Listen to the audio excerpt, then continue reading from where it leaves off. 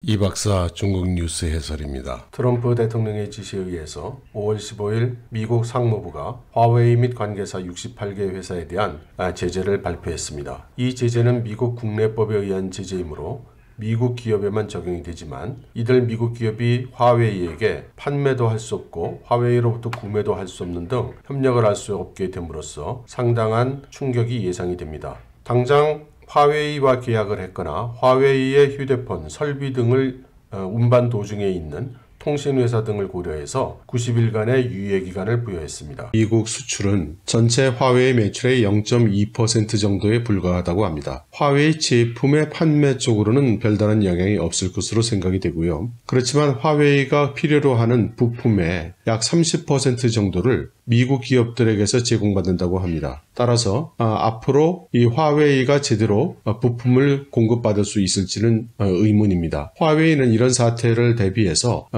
쭉 준비를 해서 6개월에서 1년 정도의 그 자재를 확보했다고 합니다. 하지만 구글이 안드로이드 공급을 이제 중단하는 것과 같이 하나하나 이런 그 기술의 공급이 차질이 빚어지게 될 경우에 화웨이의 매출은 상당한 타격을 입을 것으로 예상이 됩니다. 화웨이의 반응을 살펴보면 린정회이 회장이 직접 매체에 나타나서 설명을 했습니다. 걱정할 게 없다는 것이죠. 이런 경우를 대비해서 다 준비를 해놨다는 것입니다. 프로세서의 경우에는 이미 기린 시리즈의 프로세서를 이미 다 준비를 해놨죠. 실제로 상당히 퍼포먼스가 좋은 것으로 알려져 있습니다. 그리고 구글의 안드로이드 시스템을 사용하지 못하게 되더라도 이미 자체적인 OS, 홍몽을 개발해 놨기 때문에 이 홍몽을 사용해서 충분히 해결할 수 있다는 것입니다. 이 홍몽은 리눅스를 기초로 해서 만든 것으로 알려져 있는데요.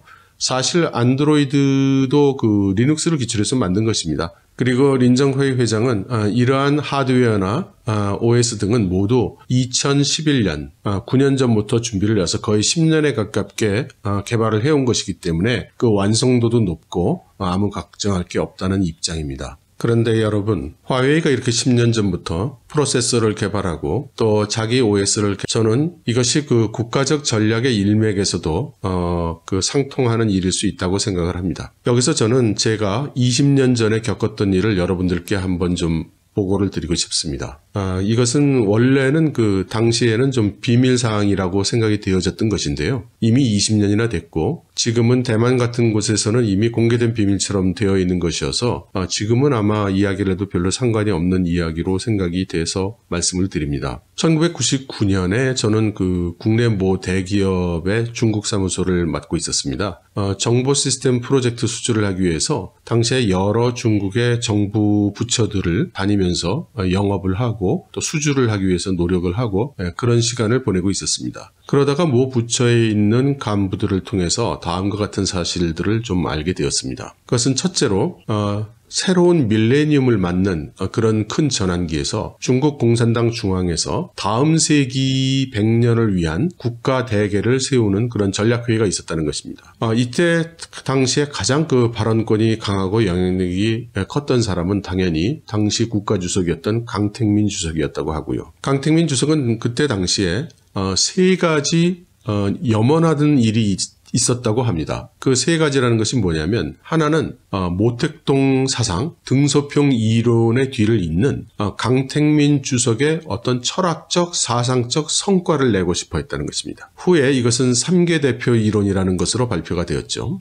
그리고 두 번째는 땅과 바다뿐만 아니라 하늘을 정복한 그런 국가 지도자로 알려지기를 희망했는데 바로 항공 우주 산업을 지원한 것입니다. 그렇게 해서 중국이 최초로 유인 우주선을 우주로 내보낼 때 그 업적을 본인이 주석일 때 내고 싶어 했다는 것입니다. 그래서 강택민 주석이 우주항공 산업에 상당한 투자를 했다고 합니다. 하지만 그 유인 우주선이 올라간 것은 결국 지금 그 시진핑 주석이 있을 때 올라갔죠. 하지만 그 기초는 강택민 주석이 있을 때 시작했다고 봐도 될 것 같습니다. 그리고 세 번째는 이것이 상당히 현실감이 있는 것인데요. 1997년에 홍콩과 마카오가 반환되지 않았습니까? 그래서 강택민 주석은 대만까지 통합을 해서 명실상부하게 완전한 중국을 이룬 국가 지도자로 기억되고 싶어 했다는 것입니다. 그래서 당시 그 다음 세기를 위한 국가 전략을 세우는 자리에서 가장 중요하게 의논되었던 것이 대만을 어떻게 합병할 것인가,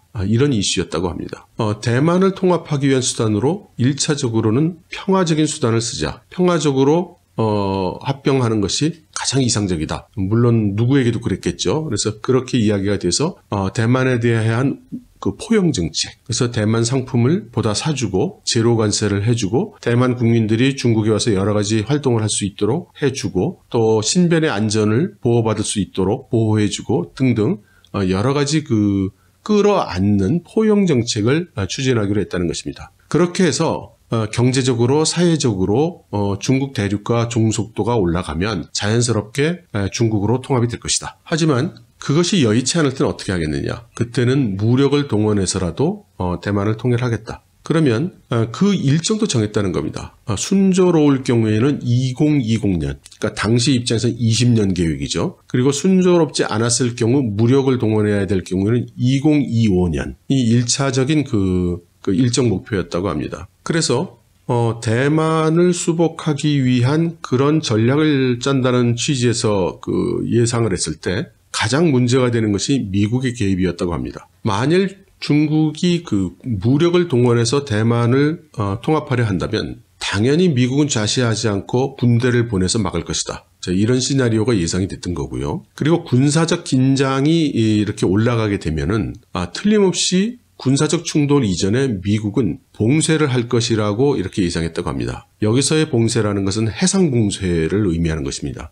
중국은 우리 한국에서 출발을 해서 일본, 대만, 필리핀, 베트남에 이르는 선으로 해안이 봉쇄되어 있죠. 그리고 거기가 미군이 지키면서 중국의 이제 군함이나 잠수함이 오가는 것들을 다 컨트롤하고 있기 때문에, 모니터링하고 있기 때문에, 그때 당시 상황으로는 그 해상 봉쇄를 당할 경우에 견딜 수 없다라고 이렇게 생각을 했다고 합니다. 해상 봉쇄 이전 단계로 경제 제재가 있을 것으로 또 시나리오가 예상이 됐고, 그 경제 봉쇄를 하는 구체적인 방법으로는 핵심 기술, 하이테크를 중국에 공급하지 않는 방식으로 경제 제재를 할 가능성이 가장 높다고 예상을 했다고 합니다. 지금 와서 생각해보면 상당히 정확한 시나리오 추정이라고 할 수 있겠습니다. 당시에 중국 정부는 각 정부 부처에게 조사를 하게 해서 우리 중국이 미국에 의해서 경제 제재를 당했을 때, 수년간에 걸친 경제 제재를 당했을 때 견딜 수 있는가, 이것에 대한 그 검증과 평가를 하게 했다고 합니다. 그래서 그 주도적인 역할은 과기부가 하고 각 부처마다 자기가 권한하는 산업에 대해서 어떤 기술이 지금 사용되고 있고 어떤 기술이 지금 국내적으로 해결이 안 돼서 외국 기술에 의존하고 있고 이런 것들을 조사 평가했다는 것입니다. 그 평가 기준을 어떻게 세웠냐면 A급 기술, 전 세계에서 미국 기업만이 제공할 수 있는 기술, 중국 입장에서 가장 치명적인 기술 의존이죠. 그 다음에 B급 기술, 미국 외의 국가도 기술을 제공할 수 있으나 그 국가가 현실적으로는 미국의 영향권 하에 있어서 그렇게 여의치 않은 기술. C급 기술, 미국 외의 국가도 그 기술을 제공할 수 있으면서 그 국가가 중국과 사이가 좋거나 중국의 영향권 하에 있어서 큰 무리 없이 그 기술을 공급받을 수 있는 경우. 그리고 D급 기술, 중국이 독자적으로 기술을 이미 가지고 있거나 곧 가질 수 있다고 생각되어지는 기술. 이렇게 4등급으로 평가를 하게 했다고 합니다. 그리고 그 평가 결과는 처참할 정도로 중국이 미국 기술에 의존하고 있다는 결과로 나왔다고 합니다. 그리고 이때 가장 큰 국가적 문제로 지적이 된 것이, 이렇게 그 첨단 기술이 국가 전략상 중요한데 우리 중국에는 그 사령탑이 없다. 어디서 우리가 국가 전반적으로 필요한 기술이 뭐고 어떤 기술이 필요하고 어디에 우리가 더 R&D를 해야 되고 어떤 기술을 꼭 확보를 해야 되고 이런 사령탑이 없다는 것이죠. 우리나라 같은 경우에는 전 부처를 포함하는 대통령을 장으로 하는 국가과학기술자문회의 이런 것을 통해서 국가 R&D를 추진하고 있죠. 그런데 그때 당시에는 이제 중국에 그런 것이 없었다는 겁니다. 그래서 일단 그 체계를 수립하도록 하고 국가 지도자, 여기서 국가 지도자라는 건 사실상 그 주석을 이야기하는 겁니다. 그래서 국가 주석이 사실상 그 지휘를 해서 중국이 전략적으로 꼭 확보해야 되는 기술들을 자체적으로 개발할 것은 자체적으로 개발하고 사와야 할 것은 사오고 또 사람이 없으면 사람을 키우고 그래서 인재를 키우는 건 교육부가 해야 될 것이고요. 또 이것을 예를 들어 B급이나 C급 기술 같은 것은 해당 국가에 가서 그 기업을 유치해와야 되죠. 그러면 이제 공상 쪽에서 그런 일을 해야 하는 것이고요. 이렇게 유기적으로 진행을 하도록 했다는 것입니다. 저는 이 흐름이 지난 20년간 도도하게 흘러왔다고 저는 생각을 합니다. 제가 90년대에 화웨이와 마주친 적이 있습니다. 그때 화웨이는 정말 작은 회사였어요. 린정회의 회장을 제가 직접 만나서 악수를 하거나 이런 것은 아니지만 먼 발치에서 봤는데요. 그냥 린정회의 회장이 본인이 그냥 작업복에 군복 바지에 그 벤치 벨트 메고 직접 이렇게 막 그 기계 밑으로 들어가면서 일하고 그랬어요. 저는 화웨이가 그때 당시부터 인민해방군이 만든 회사라고는 생각하지 않습니다. 아마 만들 당시에는 그 린정회의 회장이 본인이 어떤 열망을 가지고 회사를 창업하고 통신 시스템을 만들기 위한 길을 갔을 거예요. 그러나 이제 화웨이가 발전하고 어느 단계에 다다랐을 때 그리고 중국이라는 국가 전략 목표가 이 화웨이라는 플랫폼을 통해서 달성될 수 있다는 가능성이 점쳐졌을 때 그때 아마 화웨이와 중국 정부와 그리고 린정회의 회장과 국가 지도층의 어떤 그 협력이 이루어졌을 걸로 저는 그렇게 생각을 합니다. 물론 혼자 쓰는 소설입니다. 개인적인 경험이고 아무 근거 없습니다. 제가 말씀드리고 싶은 것은 구체적으로 화웨이의 지분이 몇 프로가 린정회의 회장의 거고 몇 프로가 해방군에 있고 종업원 지분이 몇 프로냐 그것이 그렇게 중요한가 싶습니다. 중요한 건 중국이라는 국가 시스템에서는 국가 자본주의고 중국 공산당이 사회를 전부 총괄지휘하는 그런 상황에서 화웨이라는 하이텍 기업이 저만한 규모로 저만한 영향을 가지게 성장을 했고 여기서 미국과 언젠가는 있을 수 있는 충돌 거기에 대비해서 국가 전략적 차원에서 우리가 프로세서도 확보를 해야 되고 OS도 확보를 해야 되고 뭐도 확보를 해야 되는데 그 리소스를 가지고 있는 화웨이 그렇게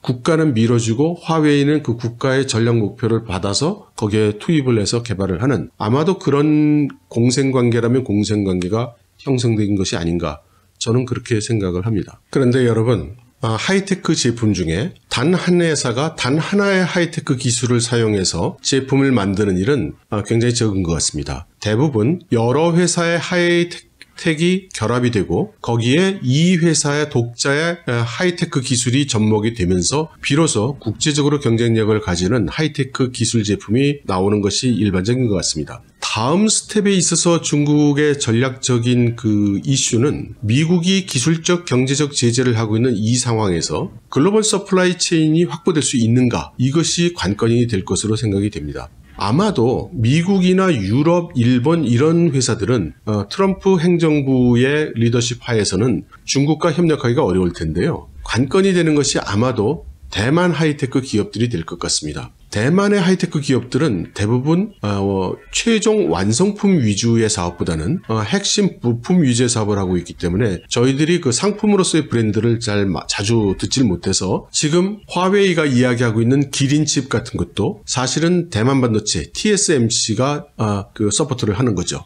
TSMC는 삼성보다 먼저 7나노 공정을 완성하고 지금 전 세계에 삼성과 TSMC 두 회사만이 7나노 공정으로 반도체 생산이 가능하지 않습니까? 이 기린칩도 TSMC가 제조를 해주는 것입니다. 이 다음 페이지에 보시면 아시겠지만 이렇게 많은 대만의 하이테크 기업들이 화웨이에게 핵심 부품들을 제공하고 있습니다. 화웨이가 흔들리는 것은 대만의 하이테크 기업들이 흔들린다는 의미도 있지만 대만의 하이테크들 입장에서는 상당한 비중의 매출을 올려주고 있는 중국의 시장을 포기할 것인가?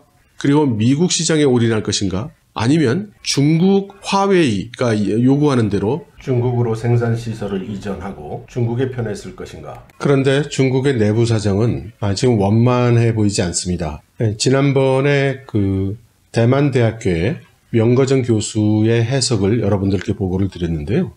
거기 맥을 같이 하는 상황이 나타난 것 같습니다. 다름 아니라 증권감독위원회 주석이었던 료스위라는 사람이 지금 그 조사를 받고 있거든요. 이 사람이 어떤 사람이냐면 지난 3년간 중국의 증권감독위원회 주석으로 있으면서 수많은 사건을 조사를 하고 파헤쳐서 부정부패를 발견해서 벌금을 때려온 그런 사람입니다. 인맥상으로는 료호 부총리하고도 굉장히 친한 사이고 특히 왕치산 부총리의 그 신복으로 알려져 있습니다. 시진핑 일파의 중간 보스에 해당이 되고요. 그래서 이 사람이 지난 3년간 이런 많은 그 사건을 조사를 한 것은 대부분 강택민 파벌 사람들을 조사한 것입니다. 작년 같은 경우에는 사건을 330개 정도 조사를 해서 벌금 부과한 액수가 100억 위안이 넘습니다. 그 전에는 2017년도에는 220여 개 사건을 조사를 해서 57억 위안 정도의 벌금 부과를 했고요.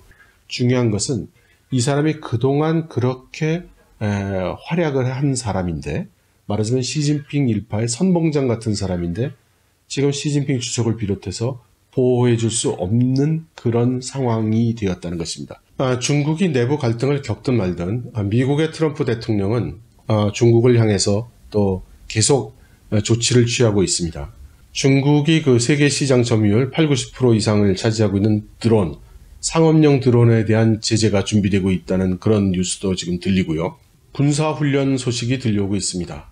트럼프 대통령이 지금 그 이란 쪽으로 지금 그 군대를 보내놓고 있는데 중국 입장에서는 이것도 중국을 향한 프레셔로 느끼고 있을 것입니다.